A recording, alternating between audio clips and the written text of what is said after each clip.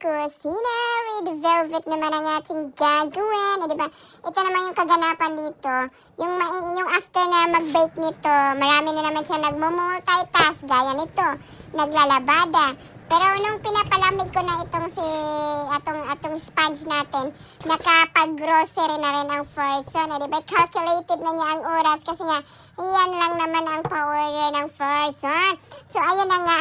So, nalulula na naman ako. Di ko akalain na, kasi nga hindi na ako masyado nag-check ng presyo ba.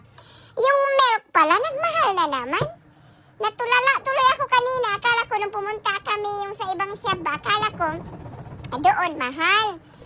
Walang hiya. Nagmahal na rin pala talaga yung milk. Kasi nga hindi ko nga chinecheck na masyado. Kasi nga, di ba mula nung nag-increase na yung egg, tapos yung sugar. Ngayon ko lang nakita. Pati pala yung milk.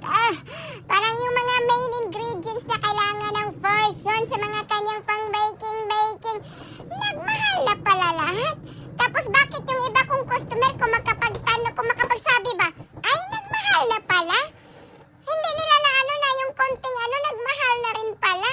Instead na ito pala, instead na yung pa-increase mo ba na wala din kasi nga nagmahal na lahat. So yun lang ang chika ng person. Salamat, bye. Love you all.